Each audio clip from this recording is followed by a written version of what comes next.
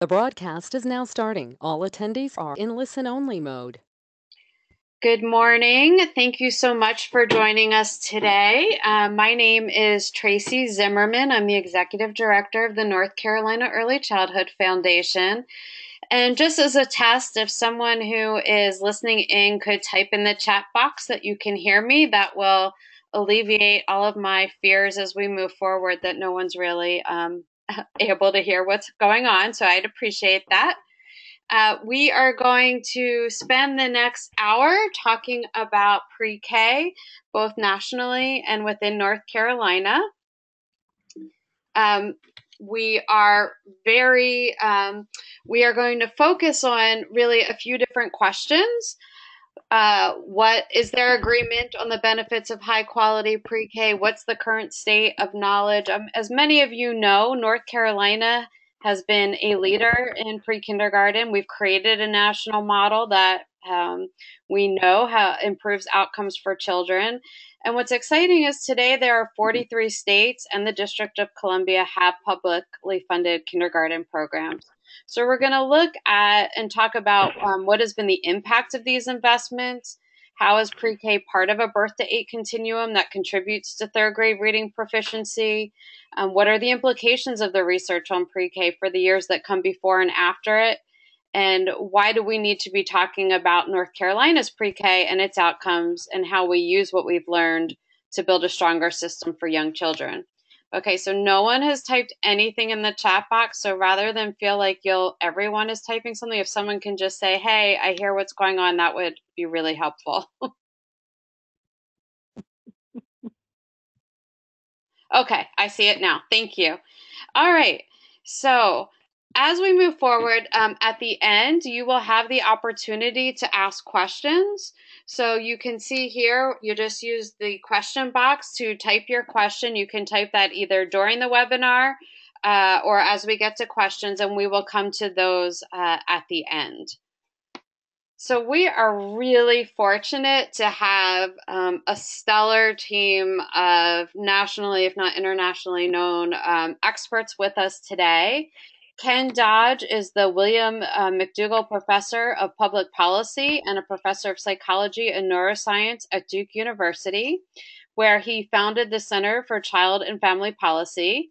He is a leading scholar in early child development and prevention of problem behaviors. And he has developed Durham Connects, a universal postnatal home visiting program, which has been shown to decrease emergency care costs in an infant's first year of life. And actually, that's spreading across the country and known as Family Connects. And with colleagues, he has evaluated the impact of North Carolina's pre-kindergarten programs, and he was elected to the National Academy of Medicine in 2015. So we're very fortunate to have Ken with us. Lynn Vernon Fagans is the William C. Friday Distinguished Professor of Applied Developmental Science and Special Education, as well as Professor of Psychology. And she spent the last 40 years focused on children at risk, especially African American children who live in poverty. Lynn leads a multi-site, multidisciplinary birth cohort study that has followed a representative sample of close to 1,300 children from low-wealth counties. And this landmark study collects in-depth measures of parenting, health, childcare, and school, as well as child cognition, language, and academic achievement. And Lynn and her colleagues have developed the Targeted Reading Intervention, which in a series of IES-funded RCTs is now one of the few evidence-based early literacy programs for struggling readers. And then we also have Susan Gates with us. Susan is SASS's Special Advisor on Education. She came to SAS in early 2014 and works on education policy, advocacy, and initiatives at both the state and federal level. Susan helps to coordinate SASS's work to champion programs and policies that will strengthen our education system and increase the number of students entering careers in science, technology, engineering, and mathematics. And then prior to coming to SAS, Susan spent 5 years as the National Director of America's Edge, a nonprofit business leaders organization in Washington, D.C., whose members advocate for federal and state education policy and programs that will strengthen business and the economy. So as you can see, we have an amazing group here with us. And so with that, I'm going to turn it over to Ken Dodd. Thank you very much, Tracy, and thank you everybody for joining. About a year ago, a group of scholars certainly became puzzled by the disparate and almost contradictory findings about the impact of pre-K programs on children. And so this group got together, reviewed the literature, prepared a report that's called Puzzling It Out, that we certainly can make available to everybody. Let's go to the next slide, and you can see the names of the initial group of scholars, particularly Deborah Phillips, Mark Lipsey, Ron Haskins, and myself, got together, recruited 6 others, and ultimately recruited about 20 others, including Lynn Vernon Fagans, to read all of the findings that are available, to try to reach consensus about what we know about the impact of pre-kindergarten, particularly whether there is fade-out of effects. What's key in the list of authors is that it includes evaluators who have evaluated programs and found positive impact of pre-kindergarten that seems to last over a period of time, as well as authors of controversial studies, such as Tennessee's program, which showed that there were positive effects that faded out rather quickly. Mark Lipsey was the author of that. So the group aimed to reach consensus. Very generously, the effort was funded by SAS, by the Heising Simons Foundation, and by the David and Lucille Packard Foundation. So the group met for the better part of a year and came to consensus in the report. The most important finding is on this slide that convincing evidence shows that children attending a diverse array of state and school district pre-K programs are more ready for school at the end of their pre-K year than children who do not attend pre-K. And I should add as a note that includes several randomized controlled trials, as well as evaluations that have other methodologies. The improvements in academic areas such as literacy and numeracy are most common. A smaller number of studies of social, emotional, and self-regulatory development also generally show improvement, but more modest improvement. So this is consensus evidence about the positive impact. Yes, let's go to the next slide. But perhaps as important, the group found several important conditions and moderators and important points to note. First, that not all children benefit equally. Some children benefit more. The group could not find any child group that fail to benefit, but the groups that benefit the most include economically disadvantaged children and dual language learners.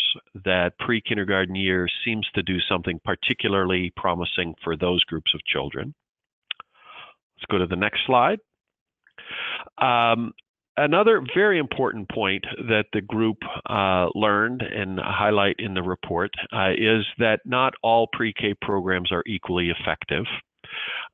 Some programs have more positive impact than others, and some programs have impact that lasts longer than is the case for other programs. And so the group tried to identify effectiveness factors that are at work in the most successful programs.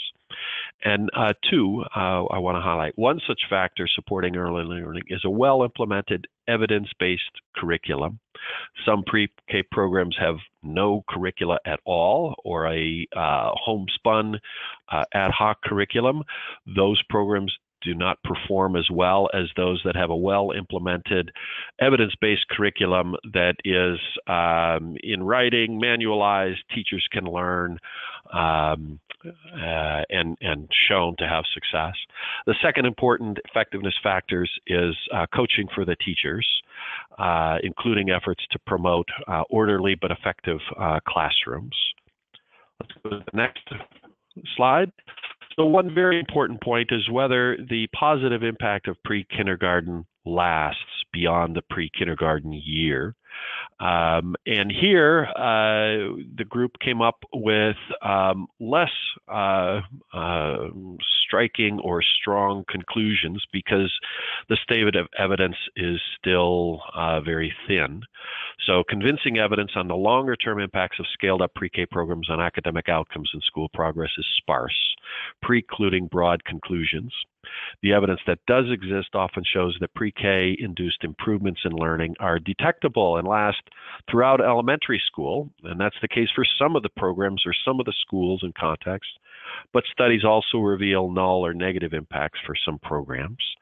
The group also found that part of the important story here is what happens to children after the pre-kindergarten years. Some kindergarten, first grade, second grade, third grade elementary schools are able to support the learning that went on in pre-kindergarten and sustain it and even grow it, whereas other schools are less able to. Let's go to the next slide. So the final thought, and this is the most important policy recommendation, is that the scientific rationale, the uniformly positive evidence of impact on kindergarten readiness, and the nascent body of ongoing inquiry about long-term impacts lead us to conclude that continued implementation of scaled-up pre-K programs is in order, and the group is consensus-wise endorsing this point, to continue to scale up pre-K programs as long as the implementation is accompanied by rigorous evaluation of impact. That is, the story is not over about the impacts, and we need to continue to evaluate and make sure that each program is evaluated fully. I would close by saying that the most important point is that not all pre-K programs are the same, and that you have to look at each program to see whether it's having positive impact. Unfortunately, here in North Carolina, we have a national model program. And this is Susan Gates with SAS.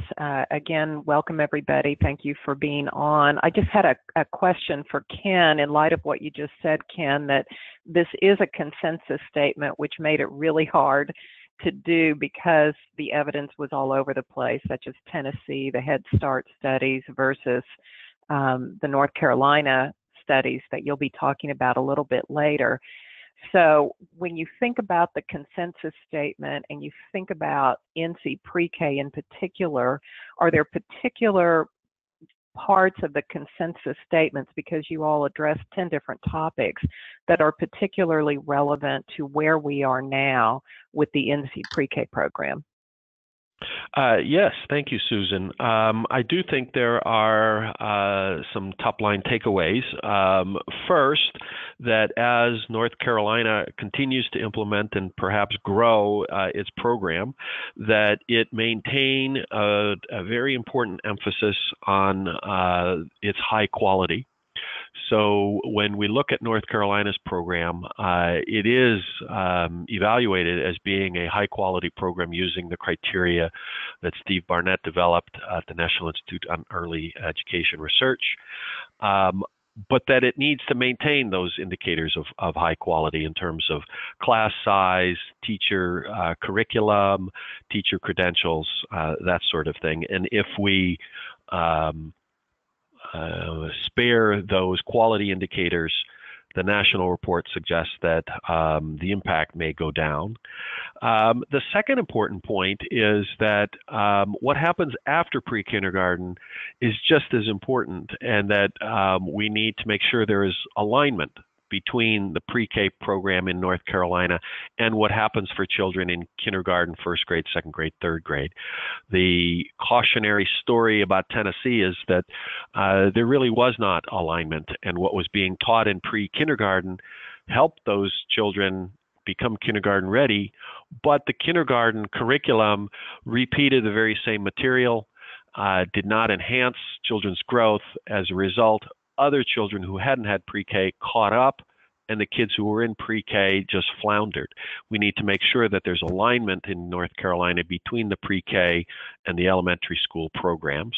I hope all of those systems are in place, but that's an important point to keep in mind. Thank you very much. We'll turn things over to Lynn now. Lynn? Thank you. Thanks, Tracy, for organizing this, and thanks, Ken, for your comments. I hope I can build a little bit on what Ken said by trying to give you a little bit of background about the children that received pre-K in North Carolina and nationally. Most of the children come from working class or low wealth families. Not all of them, but the majority of them come from those families. And those are the children that really I think all of us here know really need to have really quality education. They're going to succeed later in school and as adults. So if you show the next slide, I just want you to remember 5 points.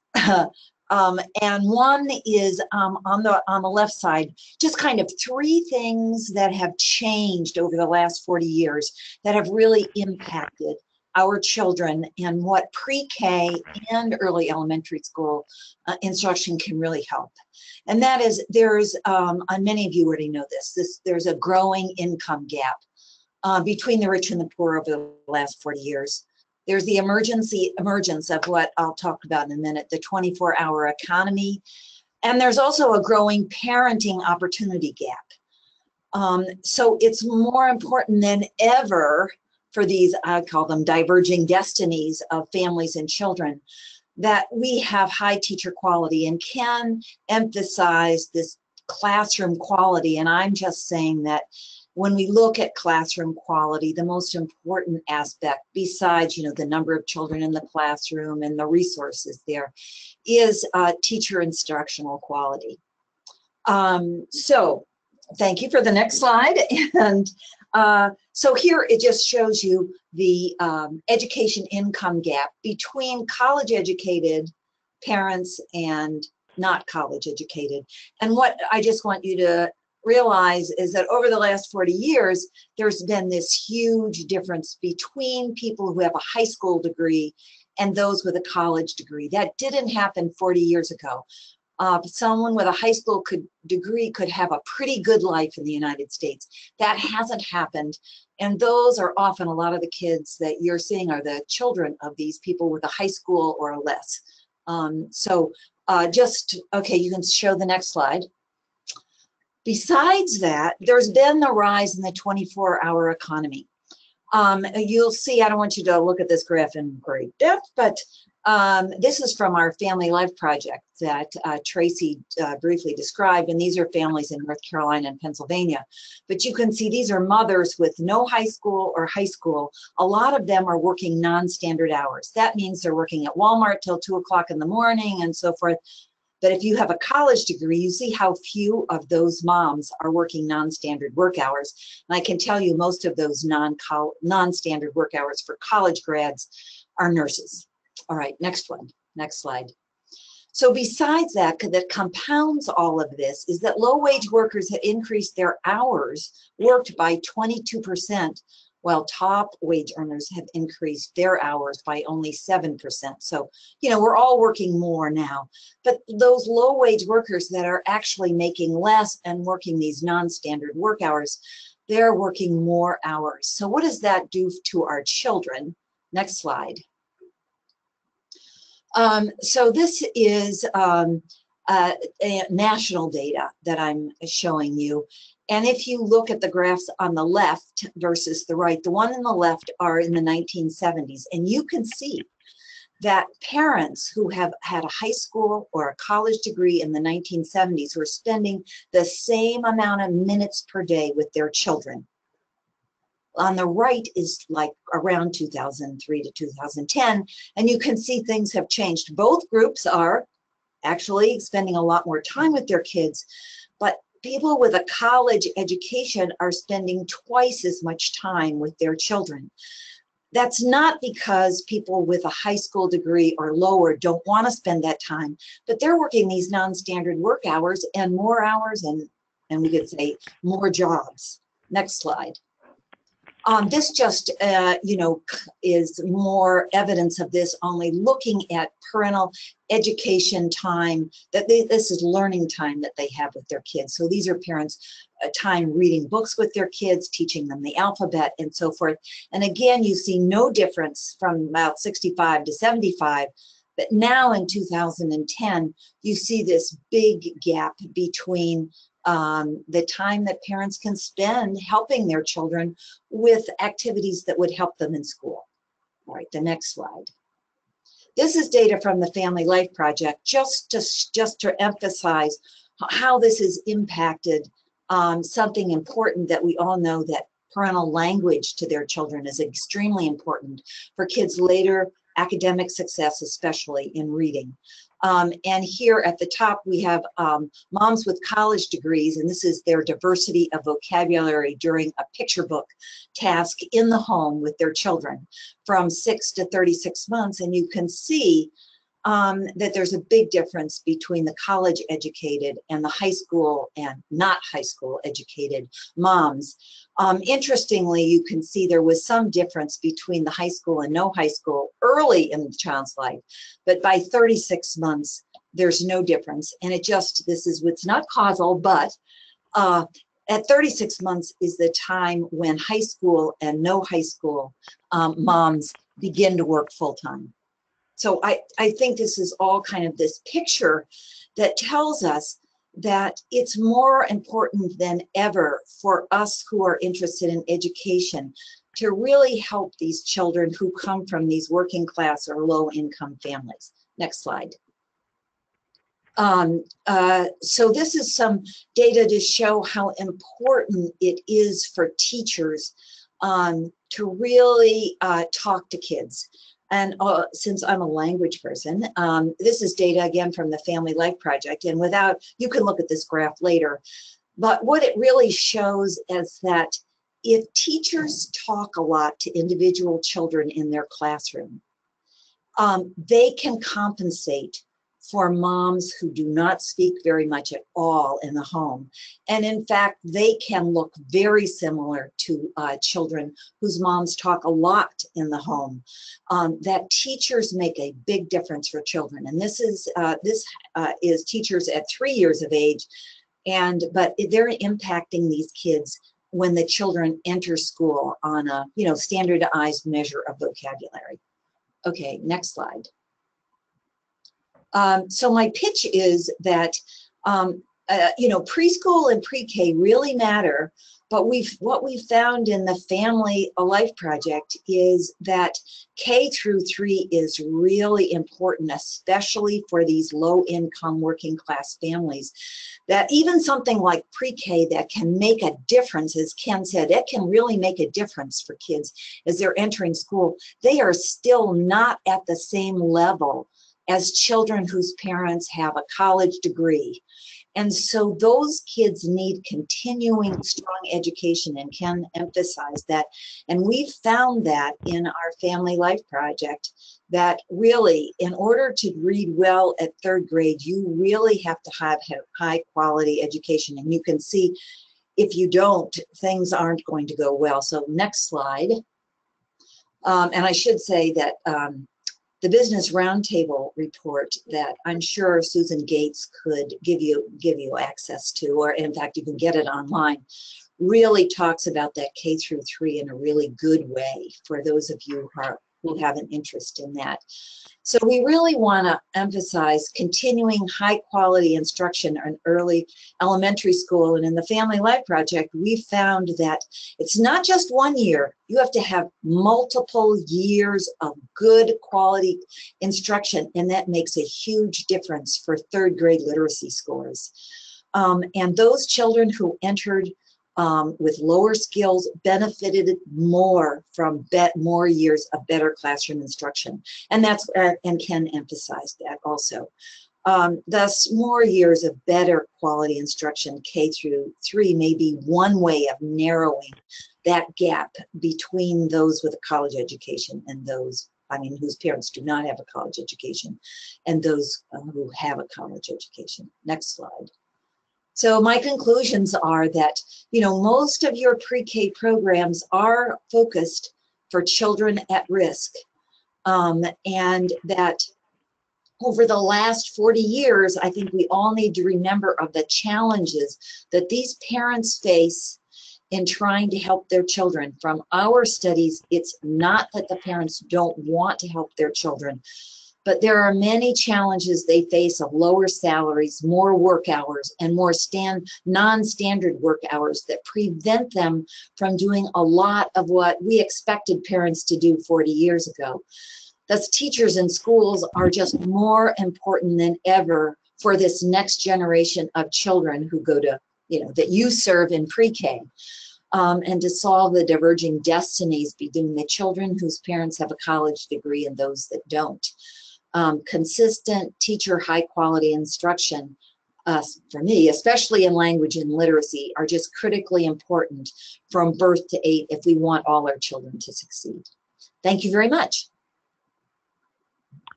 Thank you, Lynn. Just a quick question before we turn back to Ken. You've talked a lot about K-3, kindergarten to 3rd grade. A lot of what we're here to talk about today is pre-K.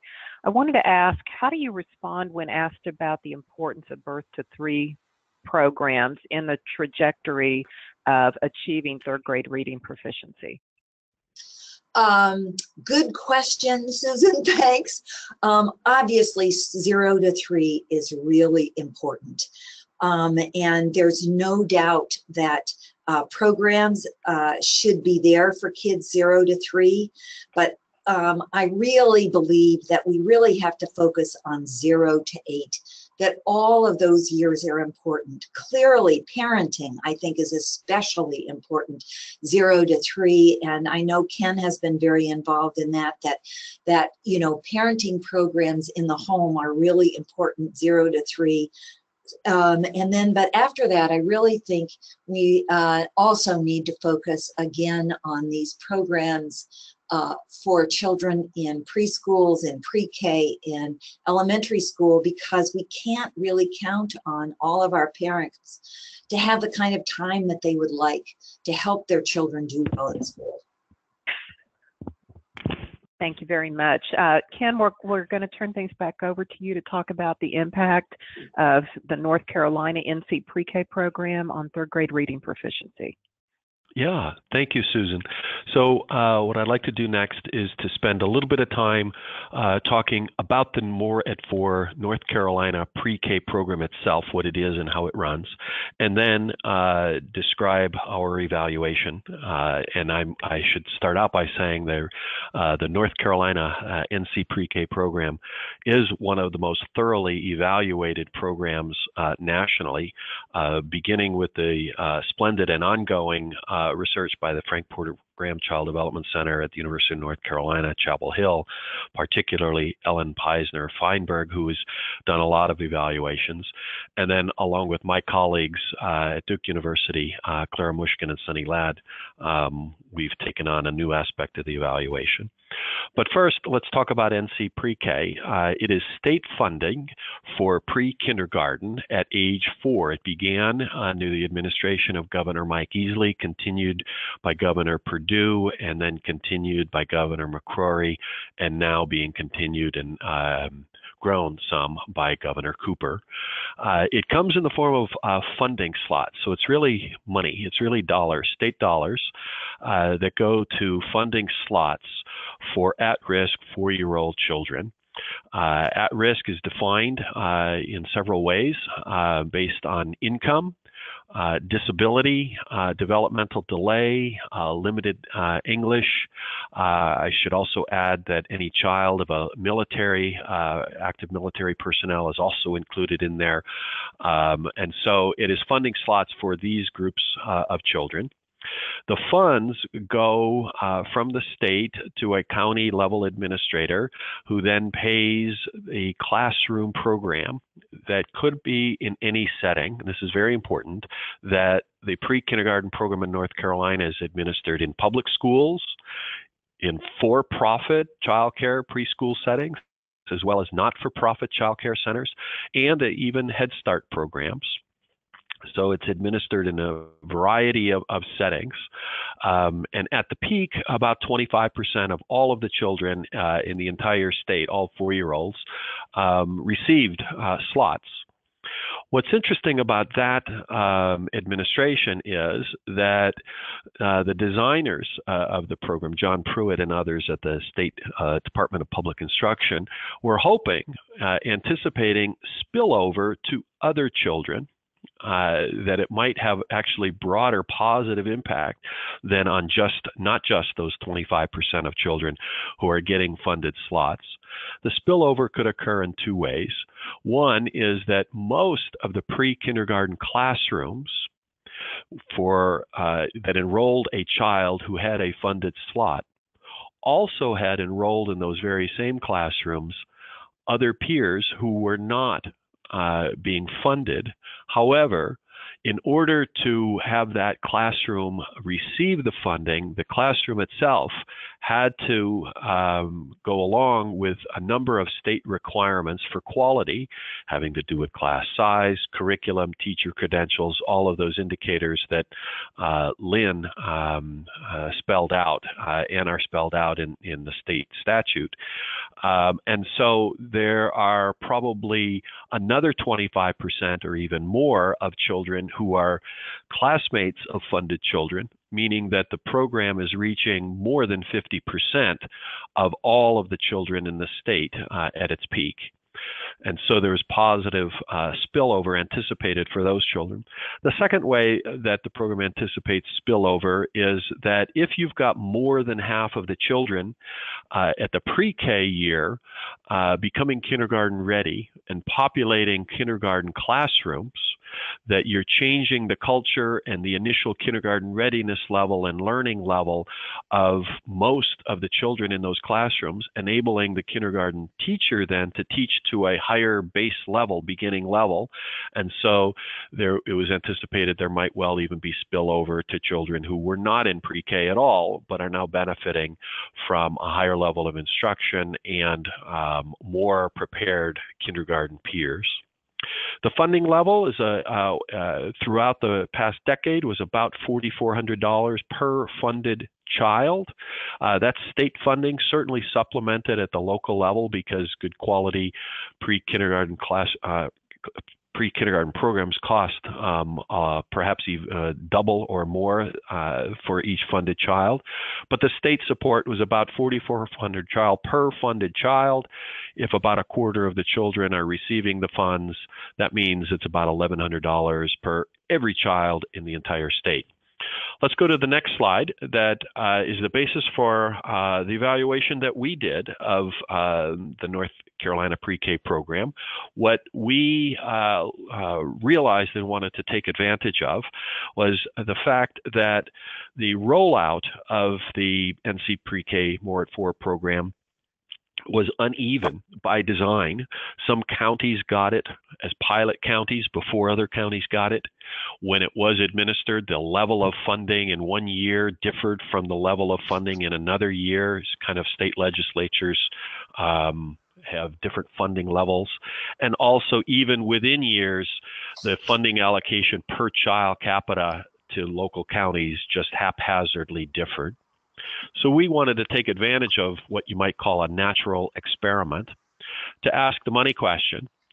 Is it the case that if the state allocates more dollars to a particular county in a particular year across a 10-year period of time with 100 different counties, you have 1,000 different units of per county per year?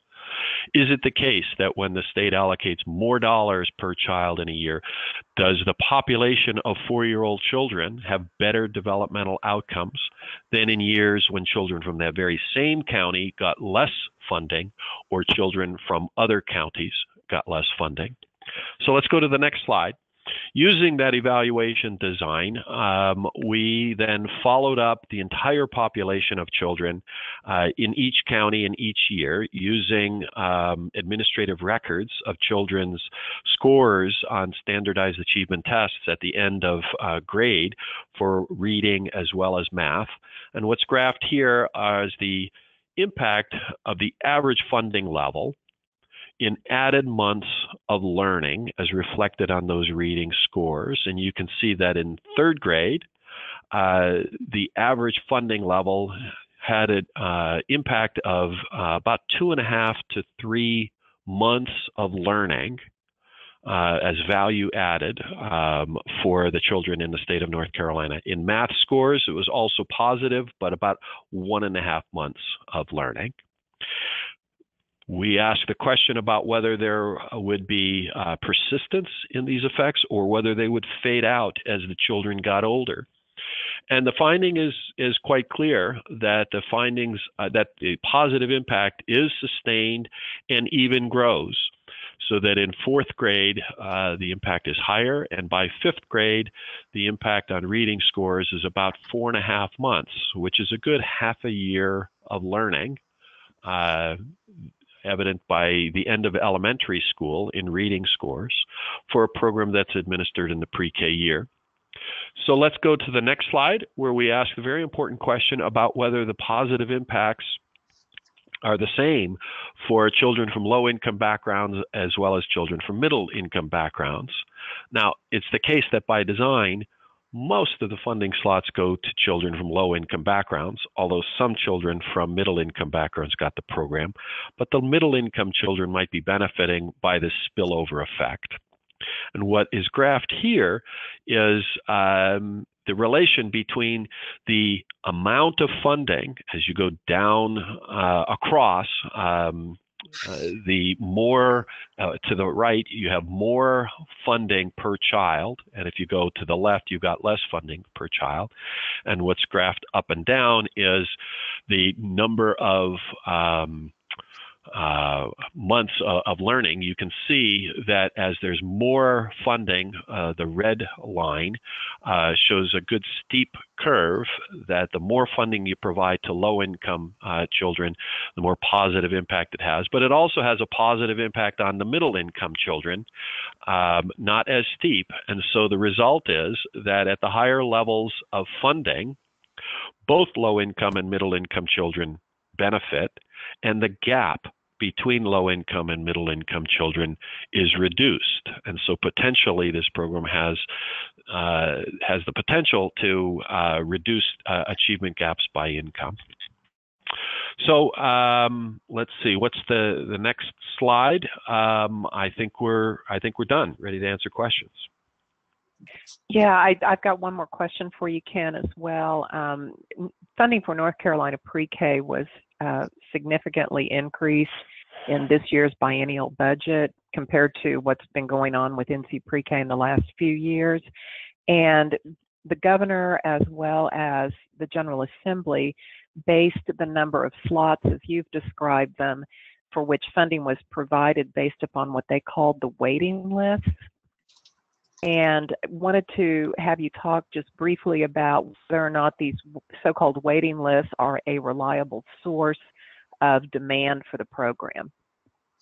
Yeah, thank you. Let me say two things. First of all, the overall level of funding is crucial, and it's terrific that there has been an increase this year in contrast with some previous years when there are actually declines. And that's important because of this spillover tipping point phenomenon that's being observed, that if the program is administered to so few children in a community, those children might benefit, but the gains might fade out and there might not be impact on everybody else. But if you can get to half or more than half, the number might not be exactly precise, but if you can have a large enough group, you can have this change in the overall culture that leads to these spillovers, and you reach a tipping point. It has a positive effect on the entire population.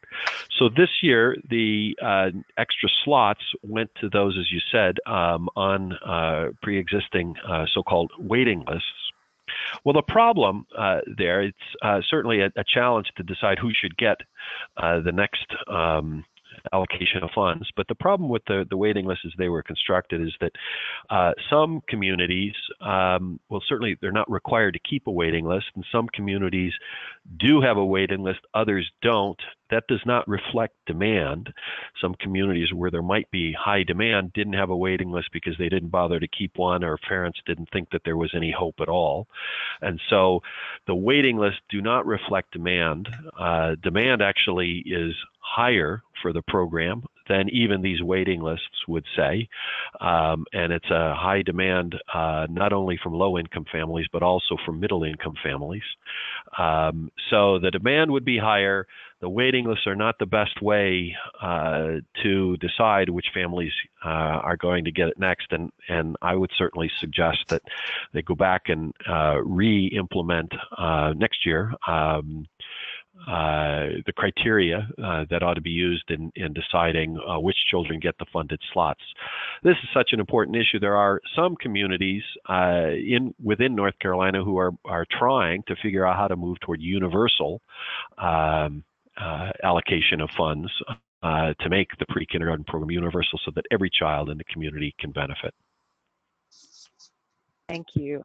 I think, Tracy, now it's time to turn things over to you. Yes, thank you all so much. This has been incredibly informative. And one of the things that I'm going to briefly touch on before turning it over to questions from participants, and remember, you can type those into your question box, is just now that you have expanded information about this, what are some things that you can do with that in the near future? And there are many opportunities across the state to think about this. And so I'm going to highlight a few. One is on district ESSA plans. ESSA is the Every Student Succeeds Act. The state will be submitting its plan a week from today.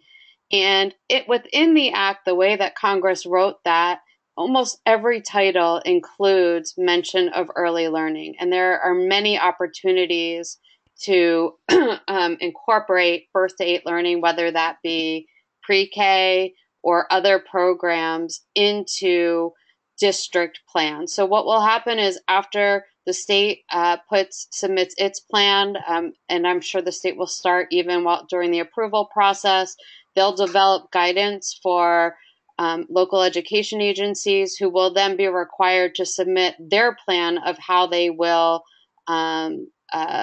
meet the requirements. And fortunately, in our state plan, there are several mentions of early learning and opportunities to think birth through 8. So I highly encourage folks to start working with their districts and talking with districts about how birth to 8 and early learning can help advance the academic goals of their community. And we have additional information on our website about that. The second piece, and Ken alluded to this, is local financing efforts. There are many communities now across North Carolina that are thinking about how do we invest locally in best preparing our children to succeed in school and in life, and looking particularly at the 0 to 5 years, but also 0 to 8, in ways to finance expanded programs. Some are looking at pre-K, some are looking more holistically. And we have a local financing toolkit and the link is in the slide, that may be of help, including case studies about that. But that may be something that you can talk with your community leaders and county commissioners about. The next is talking to policymakers. And I think one of the things that both Ken and Lynn and Susan really highlighted is the importance of understanding the research about our programs. So as Ken talked about in the national study, not all pre-K programs are created the same. And we are very fortunate to have had long-term evaluation of what was then Mort 4 and now NC Pre-K by our university systems here. And we have the evidence that ours are strong and do in fact produce lasting results. So I think that's very important. Also engaging your business community. Again, folks alluded to the Business Roundtable report, and I should say we will include links to these reports on our website and in the follow-up to the webinar. But the business community is very concerned about what is happening with young children, because we are facing a skills gap. Many already are in situations where they are having a hard time finding skilled workers to fill open jobs. And research anticipates that by 2020, 68% of all jobs in our state will require post-secondary education. So there's the Business Roundtable in North Carolina has been very vocal about advocating for birthday investments, including expansion of NC Pre-K. And lastly, a coming event will be at UNC on September 25th. That's for county commissioners and local school board members to really delve more deeply into what does the data show about pre-K and what opportunities might exist for local investments. And so there's a link there as well to how to register for that event. So please encourage your local policymakers to attend that. So those are a few immediate actions that can be taken. I'm now going to turn it over to your questions. I see two that have already popped up here, and I will start with those, but please again type those into the question box. So here is the first one for Ken and Lynn. It says, given the comments from both of you, what advice would either of you have regarding which types of investment in early childhood programs should a community or state make to gain the best results from children? And if investments earlier, for example, at birth, are they more advantageous than later? Lynn, you want to start? Oh, well, you know, the types of investments, that's a good question. Obviously, you want to, you certainly want to invest, I think, in teacher education. And actually, several of us have talked about teacher education in North Carolina. And I think that can be improved because, at least from our research, and it's somewhat from the pre-K, that, you know, teachers can make a huge difference. And I don't know, you might want to say something, Ken, too, about parents investing in, you know, parenting education.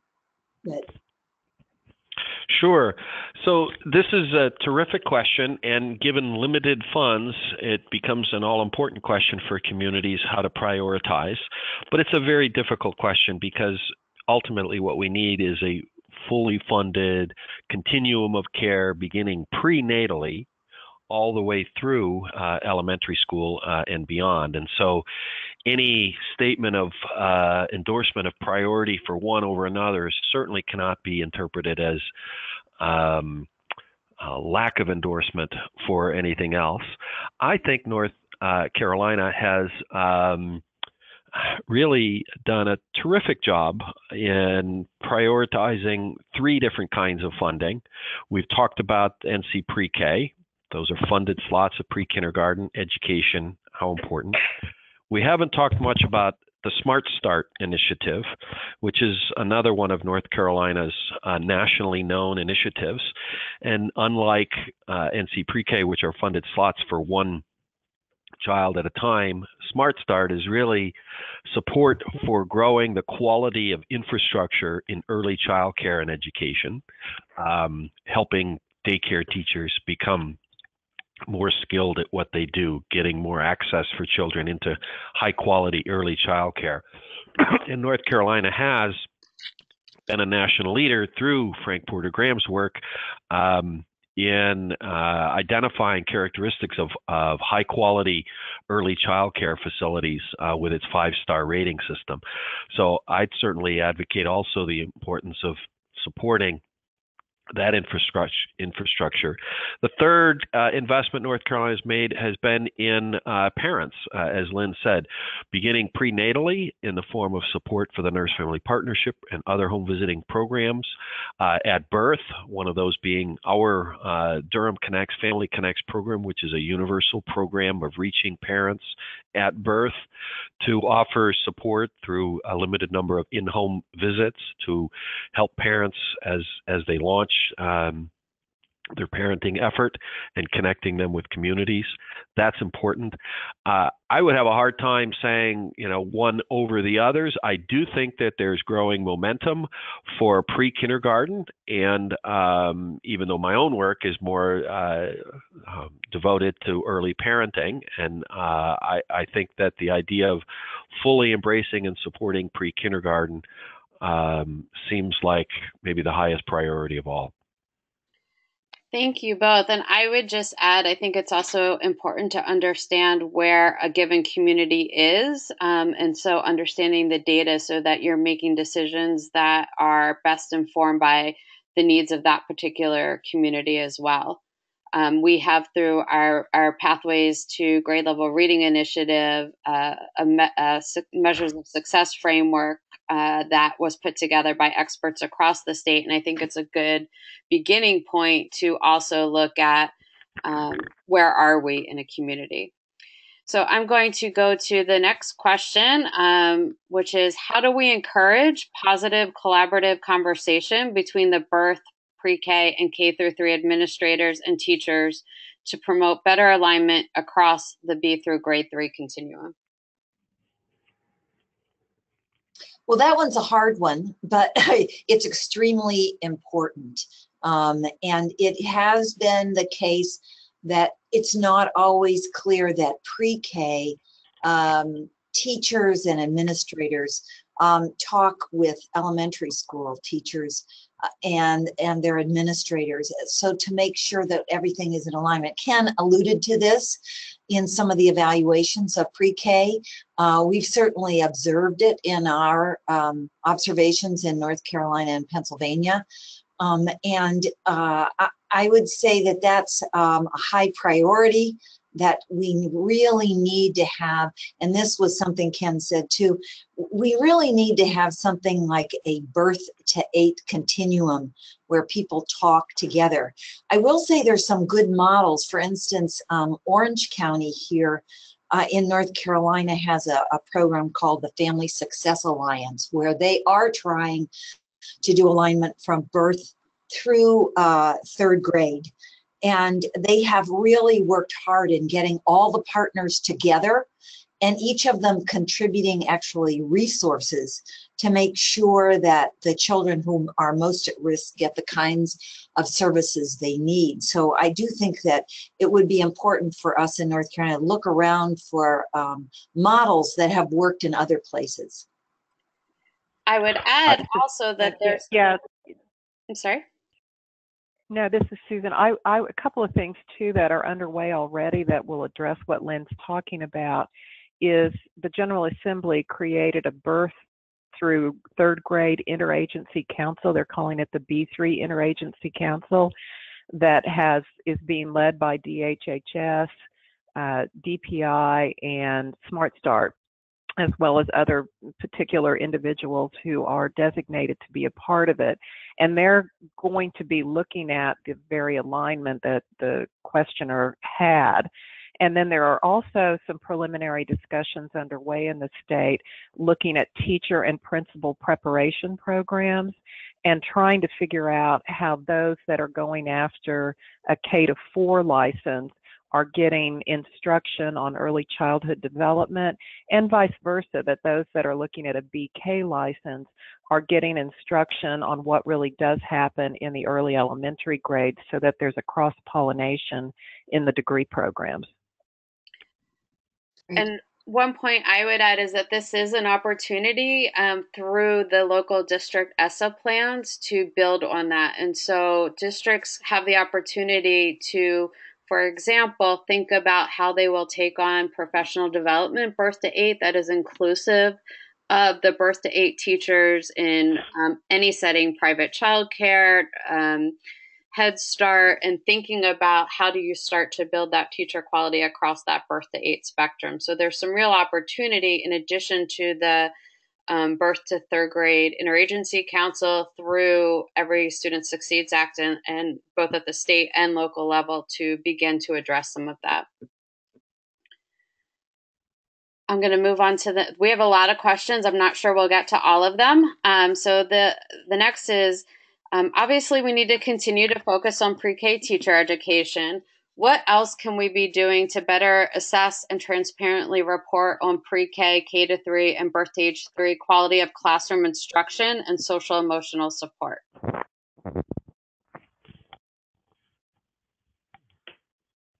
Ken, Well, do you want sure. Beyond teacher certification, we know that structured curricula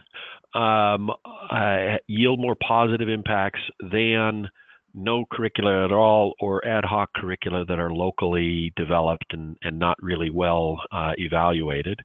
It doesn't mean that all classrooms should use the very same one curricula, but there are curriculum that have better evidence than others.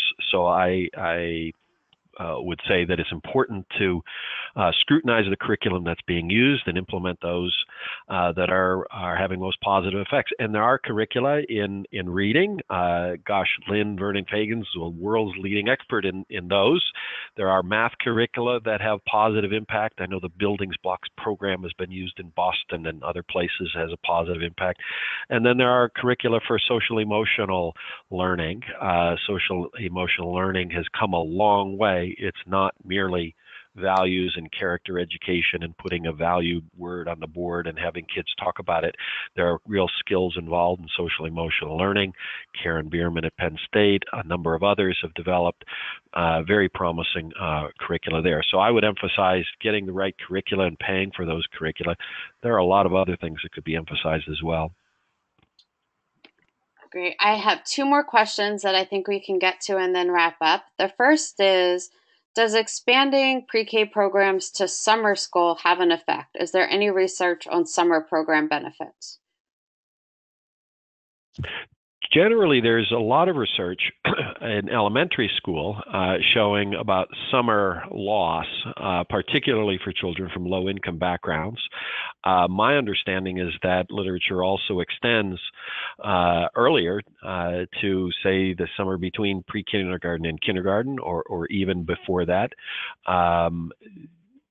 to point toward the policy that year-round programs are most likely going to have a more positive and lasting impact than those programs that are just partial day or partial year. Lynn, you may know more about that than I do. No, you're absolutely right. I think the data on summer loss is very convincing that kids from from low income families actually progress at about the same rate as other children during the school year.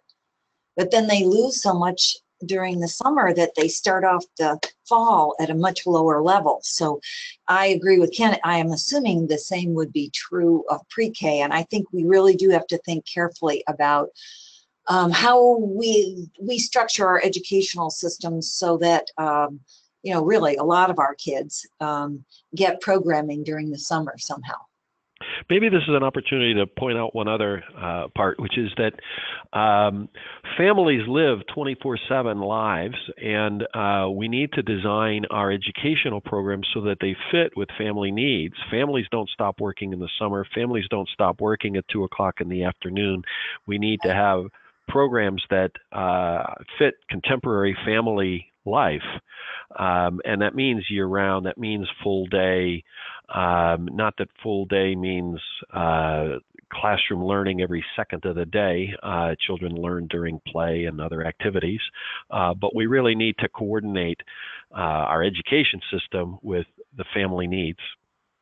Yeah, well, I would agree. I'll just add to this that I don't know whether any of you all have seen this, but in the work that we've been doing, it's amazing how important libraries have become as places for child learning. If you go around, they are often, children take buses to the library, and now librarians, I actually get them in my classes, and they want to learn about teaching reading because that's what they end up doing. So many of the children have parents who, can't pick them up till 6 or 7 at night, and there are not a lot of places that are safe and good for kids. So I think we have to think very broadly about education, and that there are a lot of partners that could really help our kids besides the public schools. Thank you. All right, we have one last question that we have time for, which is, can you talk about dual language learners? Did you look at any programs offering dual language early learning curriculums? So pre-kindergarten programs in general have a positive impact on dual language learners to an even greater extent, to even higher effect sizes than for the rest of the population. Particular programs that are dual language learning focused are growing, and they're very important. I'm aware of some of them in Orange County, Chatham County, here in North Carolina, that seem very promising. I think that to some extent the evaluations are still ongoing because they're rather new, but it's extremely important. Well, thank you all so much, Ken and Susan and Lynn. I've already gotten several comments about how fantastic your presentations were and informative. So we are very grateful to you for being so generous with your time and expertise. As I mentioned, we did record the webinar, and that will get sent out along with links to some of the reports that have been mentioned, as well as a PDF version of the PowerPoint. So thank you all, and have a great rest of your day.